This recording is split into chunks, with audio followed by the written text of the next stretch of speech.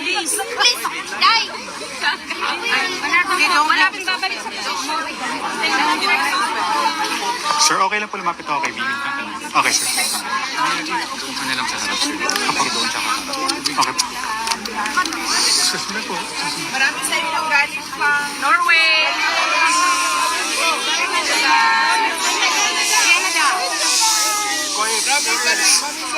Oh, sige. Sa iba't ibang bansa, maraming salamat kasi nagbiyahe pa kayo, nag-absent pa kayo.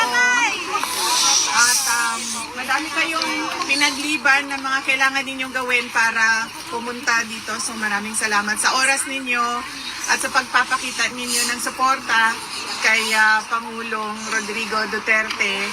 At yes, kakatapos lang ng aking pagbisita sa kanya at okay naman siya. Nagtatanong lang siya sa mga timelines kasi nga malapit na yung eleksyon at tinatanong niya kung ano ang nangyayari sa kampanya ng mga senador at tinanong niya kung papaano siya makakabalik dahil nga meron din siyang election sa Davao City. So yun yung napag-usapan kanina. Yung kampanya at eleksyon na nangyayari sa ating bayan at nag-express din siya ng fears niya, apprehensions niya sa baka merong mangyaring dagdag bawas, yung mga ganon na mga usapan sa eleksyon, sa halalan. At okay naman siya, may rice na, may kanin na, lagi.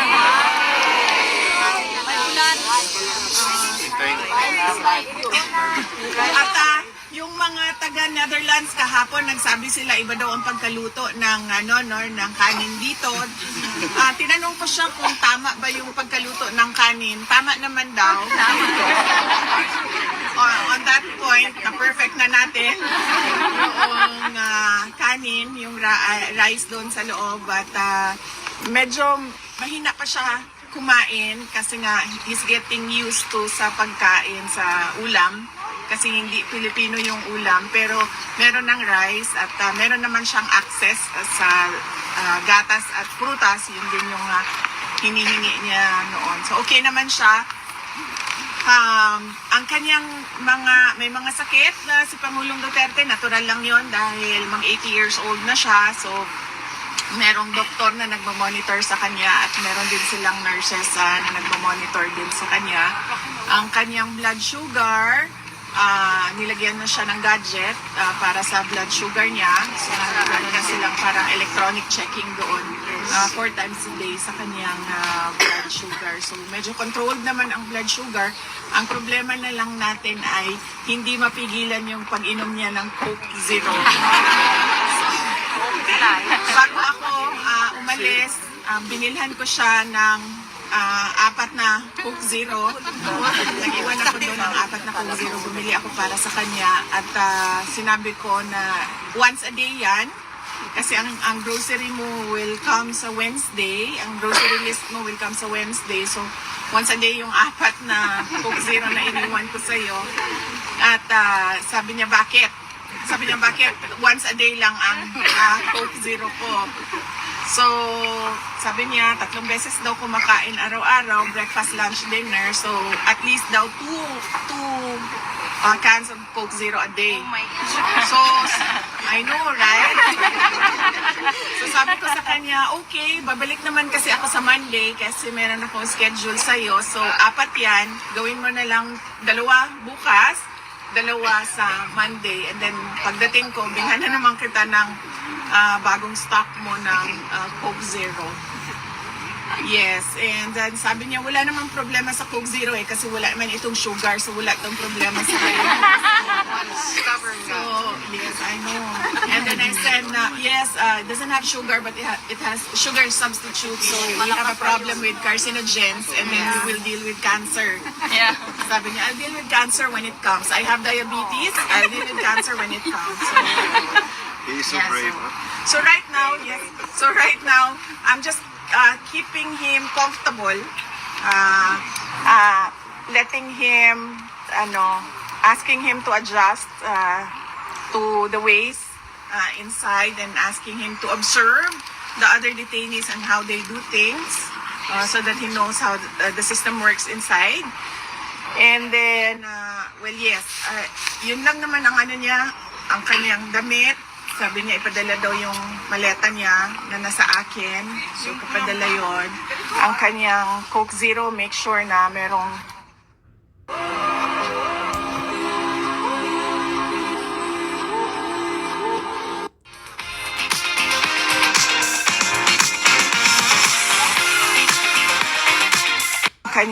Coke Zero, make sure na merong unlimited supply of Coke Zero. And then he asked for shaving cream, which was free inside. So they just had to teach him where to access the shaving cream. And then the rice, we already solved the rice problem. Inununan pa. Paano? I already submitted A list?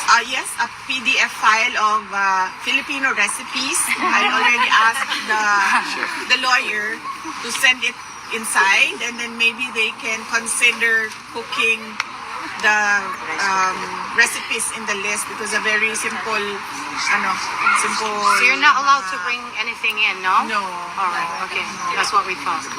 But they allowed me my credit card so that I can buy him things. Be careful with the Coke. Yes, I told him that, but he's 80 years old, and then he's just, I'm 80, I deserve, I deserve all that. Question, All do you the know diseases. exemption for the food for when sa birthday? Walang exemption, PP? Wala siya exemption? I already asked that from the guards if I can bring birthday cake. niya. Yes, I can bring cake, but then cake is not allowed for him, so Yes. Cake zero. cake zero. Cake zero. But then I'll ask the lawyer as well, because they know more how to talk to the administration than I do. I'm just learning the ropes inside as I go in every day. Yes, so Quick question about his movement. Is he allowed to go around? yes, he is allowed, but he doesn't want to. He doesn't want to go around. So, I told him that. Can you just do what the doctor tells you? The doctor is telling you to use your muscles.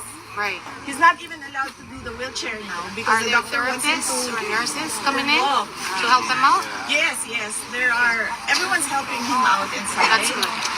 But he said that if I go out, I'll go straight to the gates and go out. So, that's what he told me. I told him. You're not gonna go far then. I told him to avail of your rights to go outside and walk. And then he said, no, I don't want to do that because I will walk to the gate. He's not gonna go far.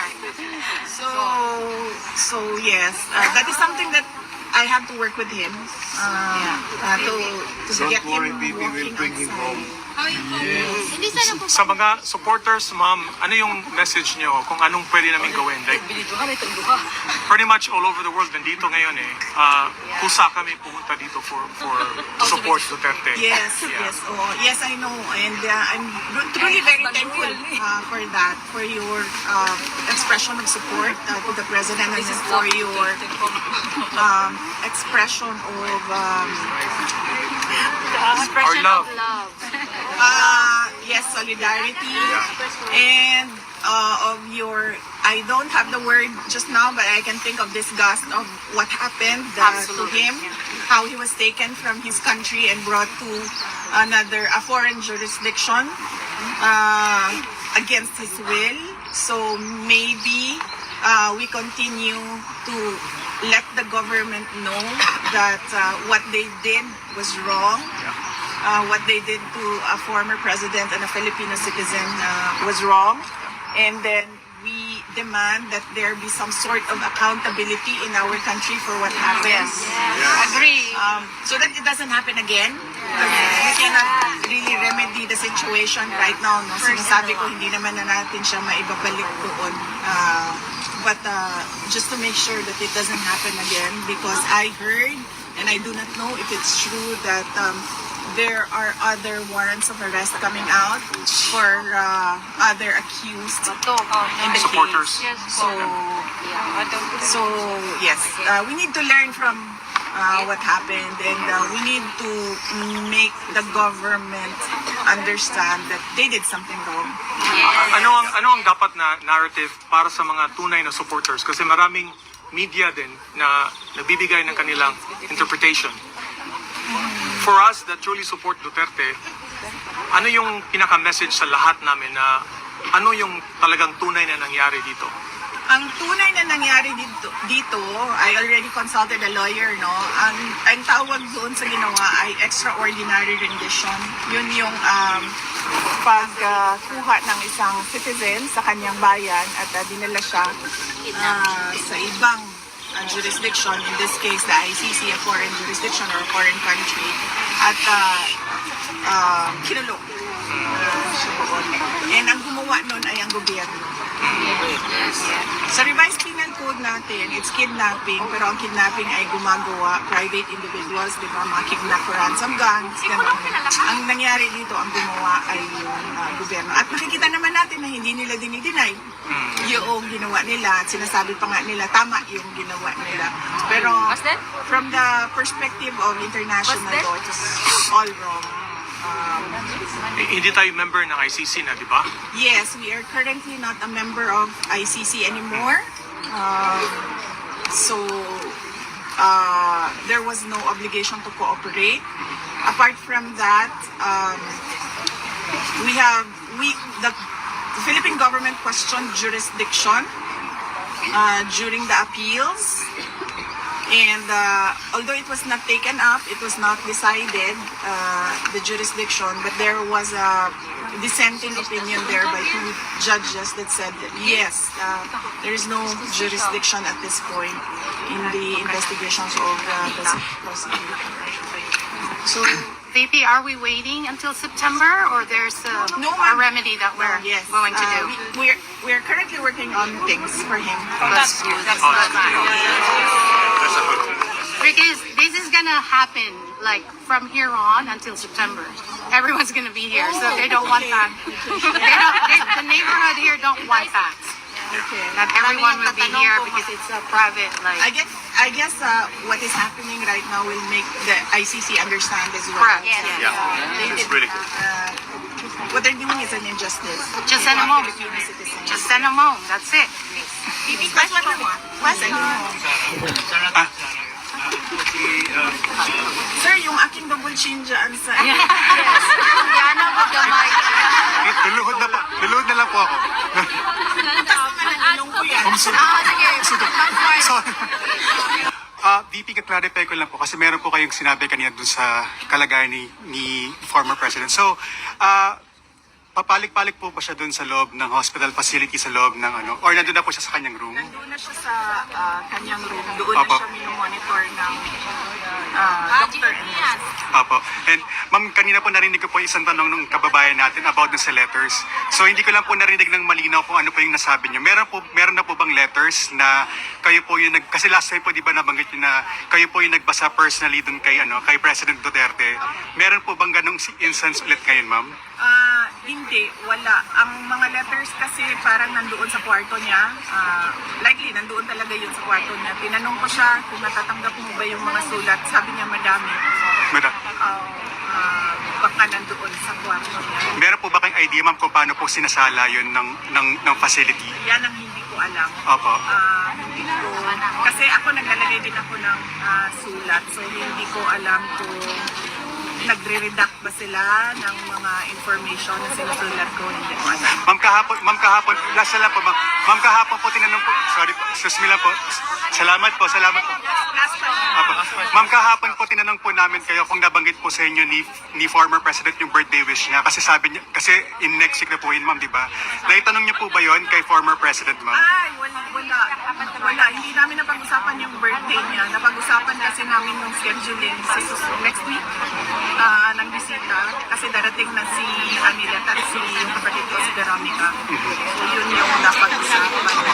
Pero Monday. Thank you, ma'am. Thank you po. Thank you po.